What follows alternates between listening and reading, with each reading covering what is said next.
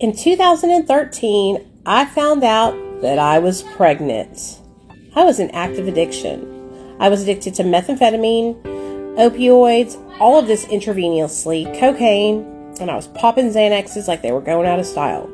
I tried to get sober and stay sober throughout my pregnancy, but I was really only able to manage to stop doing like opiates and benzos, and I continued struggling throughout the whole 9 months of my pregnancy with my methamphetamine addiction. July 3rd morning at 5 a.m., I started to have some really bad pains in my lower back. And by July 4th, I was giving birth to my son, Nathaniel Alexander Nudre.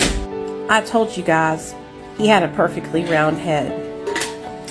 I was under the influence when I gave birth to my son, but by the grace of God and what I truly believe to be a miracle, my son was born with imperfect health.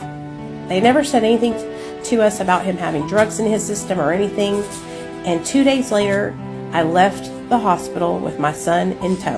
My mom had flown down from New York to come and help me learn how to be a mom, how to breastfeed, how to swaddle, how to change diapers, all that kind of stuff.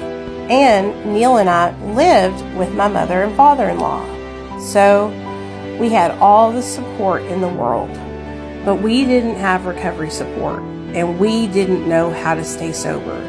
And within 90 days of giving birth to my son, I had relapsed, and my husband followed suit shortly after.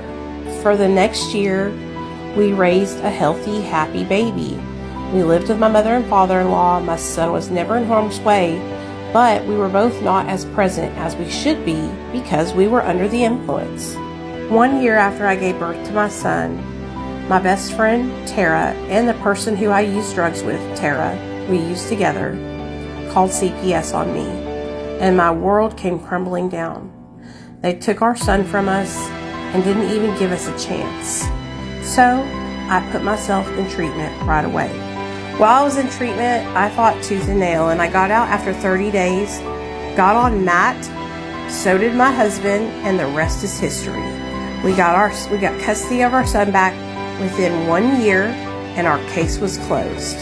It was the hardest year of my life being separated from my son, and I wouldn't wish it upon my worst enemy. Now Nathaniel, look how cute he is almost 9 years old, and we've had custody of our son back for like 8 years. But I just have to show you guys, like, if I can go through all that and get sober and stay sober, then so can you. Anything that you put your mind to is possible.